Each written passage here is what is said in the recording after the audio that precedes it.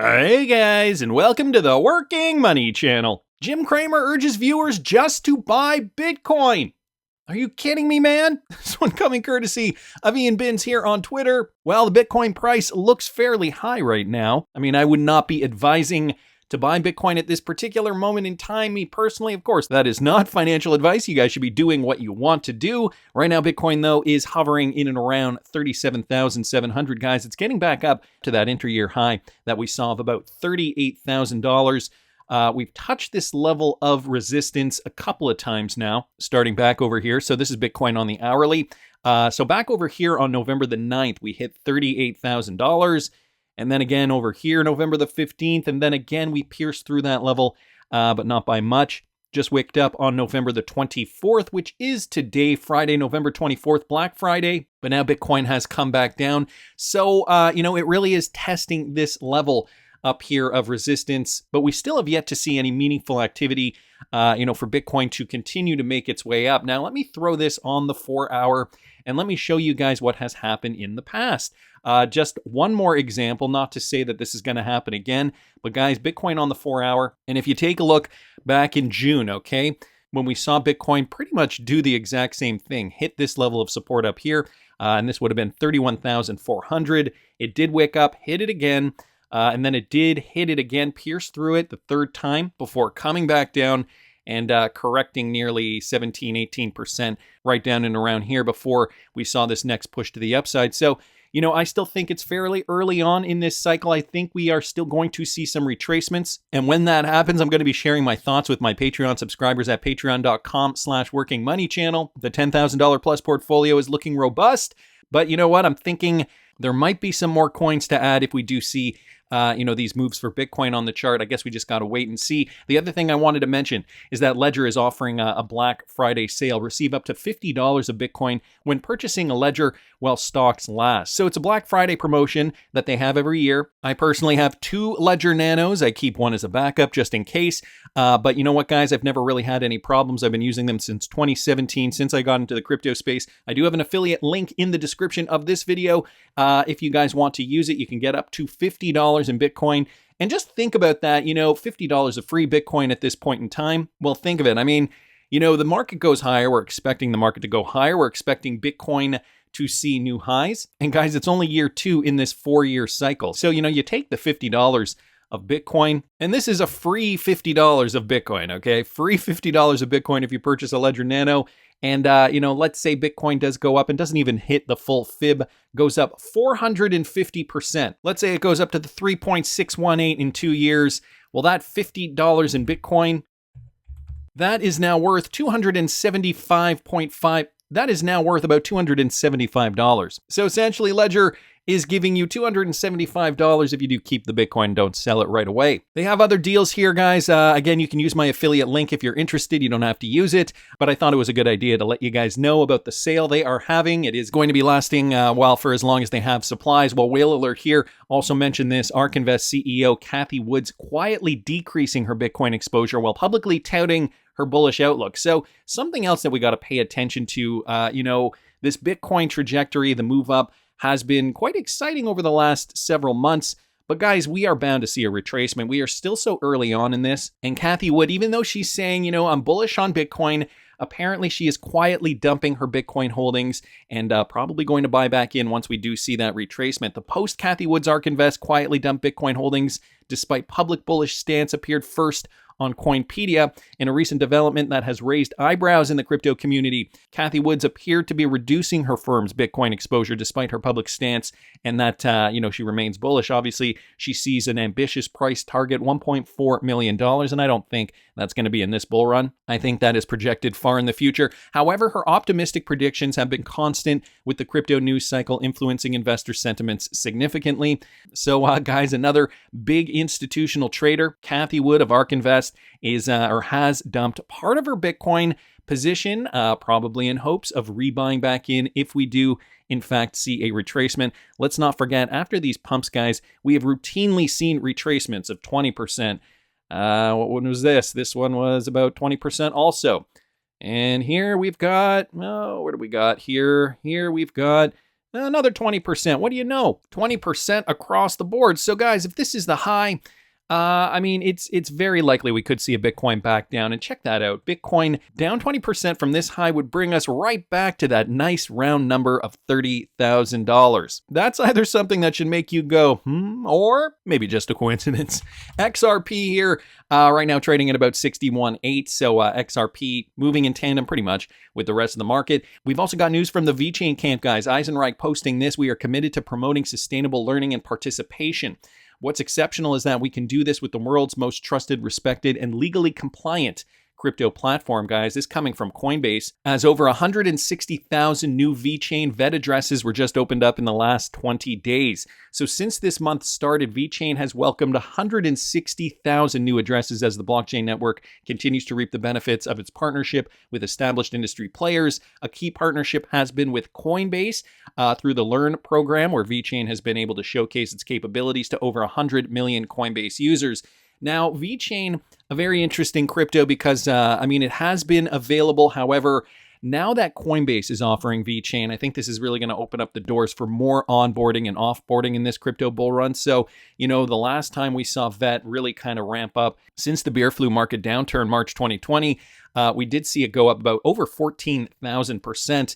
And now, guys, we've retraced a nice solid buying opportunity here for Vechain, still down over 90% off those highs. And so as my patrons know, that's one of the 15 coins I have in my $10,000 plus portfolio over there at patreon.com/workingmoneychannel. And the good thing about Vechain is that, we do see, even though we're seeing the fundamentals for trading looking very, very good and very robust and very liquid. That's all positive for trading and making money. They also are one of those double whammy projects. They do have the real world utility too. So another one from Eisenreich here, pioneering sustainable blockchain solutions. Vechain and Boston Consulting Group have recently formed a remarkable collaboration to integrate technology, blockchain technology into sustainability initiatives, specifically focusing on environmental, social, and governance principles. So we did hear about this a few weeks ago, but now, guys, they're also ramping up that initiative too. So big news here coming from the Vechain camp. Wanted to thank Eisenreich for posting those. Not to mention this, guys, more European banks are set to unleash more crypto trading pairs, including XRP. So Raiffeisen Bank, guys, Raiffeisen Bank International, one of Austria's prominent banking institutions, is poised to enter the world of cryptocurrency by offering trading services to its retail customers. So for retail trading specifically, and this is starting at the end of January 2024. So if you are Austrian and are interested in trading crypto, and maybe you're a retail trader, this might be an avenue for you. This innovative venture will begin in Vienna, where the bank is rooted and currently serves a significant portion of Austria's population. And guys, here's an announcement from Colin Brown here. Austria's billion-dollar Raiffeisen Bank is diving into crypto starting January 2024. They're going to be offering Bitcoin, XRP, Ethereum, and many more to retail traders specifically. So they're partnering with Bitpanda as they're obviously seeing, the crypto market grow and more people wanting to get into cryptocurrency. So they see the opportunity here and they're offering this to Austrians. Earlier this year, the bank signed a letter of intent with Bitpanda, setting the stage for this collaboration. This partnership will allow Raiffeisen Bank's customers, to seamlessly trade cryptocurrencies such as Bitcoin, XRP, Ethereum through their mobile devices using the Raiffeisen app. So more positive news there, guys. More onboarding for cryptocurrencies like XRP, guys. This is just going to get it more liquid and better for us once we see those prices when we're thinking, okay, FOMO is kicking in, our exit liquidity is here. Now is the time to sell. So in due time, we will see those prices rise and liquidity rise as well. And it's all going to be these types of partnerships that are going to help facilitate that liquidity so that we can all sell at those high targets. Anyway, wanted to thank BondCrypt for posting that. DJ Peter Vaz also posted this. Brad Garlinghouse has said, his take on the SEC case done and dusted. Is it over? Finally, even though technically there's still things that are kind of in the wings. Well, Brad Garlinghouse has shed some light on whether the case with the SEC is done and dusted amid Ripple's streak of victories against the regulator. He did come out and said that whether the case is done and dusted hinges on the SEC's decision to pursue an appeal. So we're still waiting on the SEC for that. Garlinghouse further highlighted that if the SEC chooses to escalate the appeal process, the impact of its losses would be magnified. So not really in the best interest of the SEC to continue on with this. So he's basically thinking, Ripple is in a fairly good position right now. They're kind of in a win-win. I mean, if the SEC wants to continue on, it's just going to amplify, magnify the impact of their losses. But, Ripple doesn't really care. They're kind of biding their time. Additionally, he reiterated that Ripple is ready to follow up on the case with the Supreme Court if the circumstances warrant such a decision. Garling has conveyed a strong belief that the SEC would not prevail at the Supreme Court, highlighting that the highest court has historically not been favorable to regulators. So that is now what, where Ripple stands, at least, when it comes to the SEC case. And, more options for XRP traders are popping up in the US for this bull run. So, not too much more, I guess, to report there. Wanted to thank DJ Peter Vass for posting that. And we've got this guy's XRP Crypto Wolf posting this. So continuously seeing this, hundreds of millions of XRP were deposited to more top exchanges. So, these exchanges, whether they are ODL or not, we are seeing huge deposits. Bitstamp and Bitso over the past 3 days have been a lot more active with transfers of more than 271 million XRP. That's been shoveled into both exchanges. So we know those are two ODL affiliated exchanges. So obviously, those coins are going for utility purposes. Here are the whale alerts. 90 million XRP worth about 55.2 million US dollars were transferred to an unknown wallet. And then the second one, 25.7 million XRP worth about 15.6 million US dollars.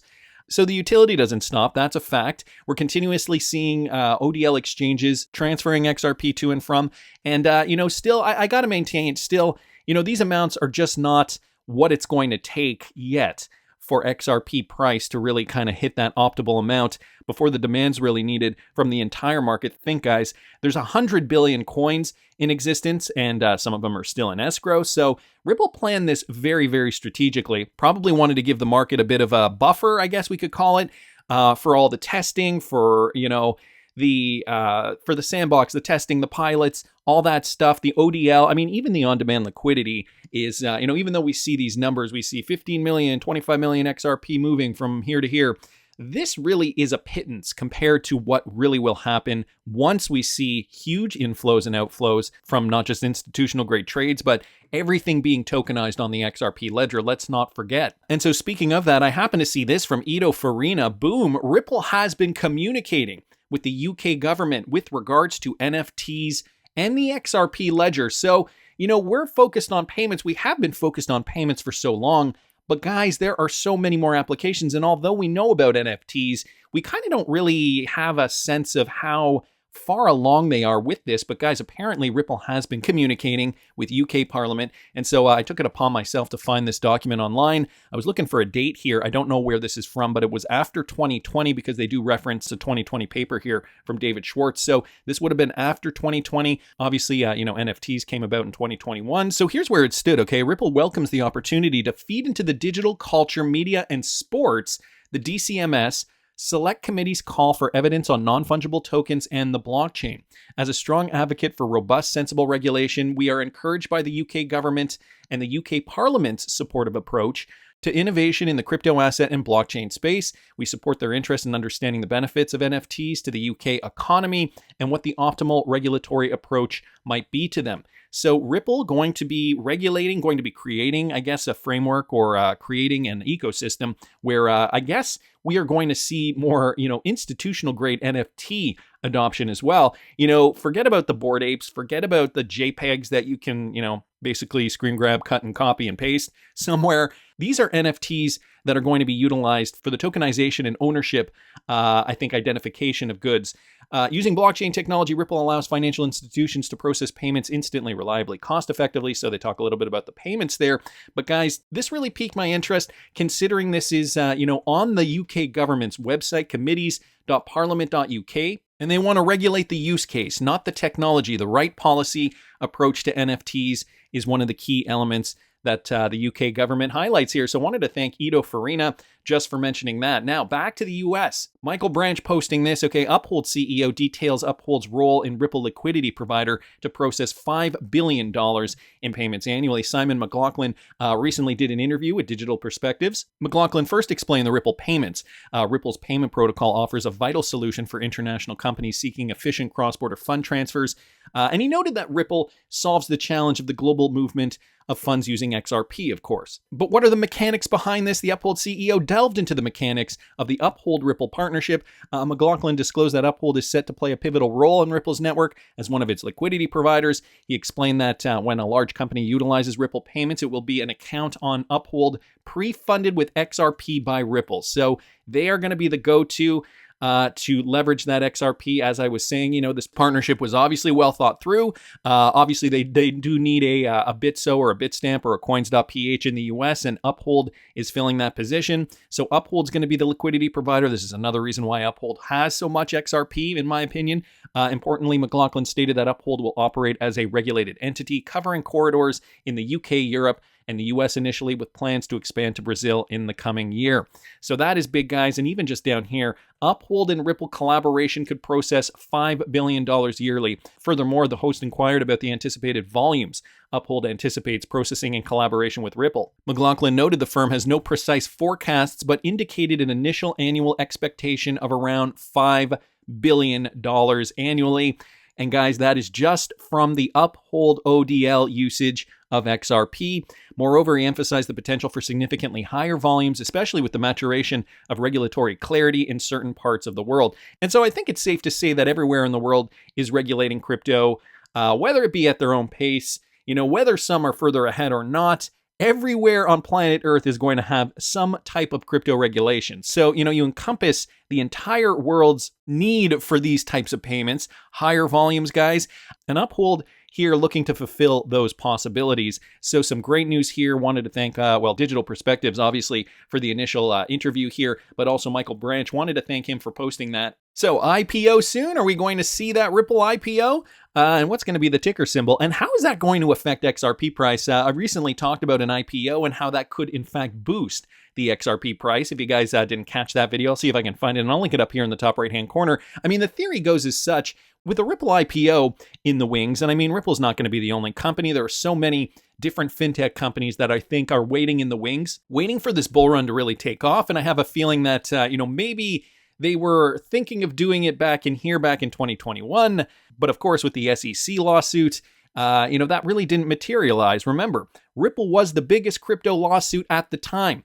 And so I think it's still probably the biggest crypto lawsuit. And so, when you have the SEC suing the biggest crypto company in the biggest lawsuit, obviously sentiment, morale is going to diminish. So then we had the bear market, obviously the hype, the FOMO died out. And now we have an uptick, guys. And some experts are saying summer of 2024 is when we're going to see a Ripple IPO. Well, not naming Ripple specifically, but seeing fintechs decide that, this is the time we're going to launch our IPO. This one from Sento Sumo Saba here on Twitter. You can walk the hallways here. You've got Circle, you've got Ripple, all the private fintech companies, the unicorns that are waiting in the wings. This is Dashayant Sharawat. He was previously with Fidelity, Tower Group, and Gartner, as well as an advisor at MIT Media Labs, guys. And here's what he says about fintech IPOs specifically, including Ripple and Circle. Listen to this. We are still significantly down in the public markets in the fintech space. The fintech index of the top 55 publicly held fintech companies, down 60%. What about the crypto space and digital assets more broadly? Yeah, absolutely, Jill. In fact, you can walk the hallways here. You've got Circle and Ripple and big boots by big companies. So the fact that the best known fintech name in the public market is still down significantly, and it's an all-time low from the last 3 years, is not a good sign for the market, right? All the private fintech companies, the unicorns that were waiting in the wings to go public, that time frame tends to be pushed back a little bit, quite a bit. Stripe in the private market, right? Bellwether name in the private market. We saw some private shares being traded in the secondary market for Stripe at $24 a share. They were trading at $70 a share literally a year and a half ago. That means the value of Stripe is down from $155 billion to about $45 billion in a period of 2-3 years. Block is down like 32% year to date, 55% down from its highs in the summer. It's the lowest point the stock has been in the last 4 years. So we need some meaningful names that are late-stage unicorns in the private market filing for an IPO. That'll catapult everything else in the private market to actually, get back on stream. So I'm hoping for a better environment, but I don't think it's going to come as fast and easy as we were hoping that it would be this summer. He was hoping for sooner, but he's saying this summer, guys. The summer of 2024, is that going to be when Ripple decides, finally, we are going to have our IPO. I mean, considering Brad Garlinghouse is pretty confident that this case is done and dusted, I don't see why not, and Ripple is not going to be the only company in fintech. I think there will be many to be paying attention to this summer. That's just my opinion, but I want to hear what you guys think. Please subscribe to the channel if you haven't already. Like the video if you like the content I'm providing. I always love hearing your comments. See you in the next one, guys.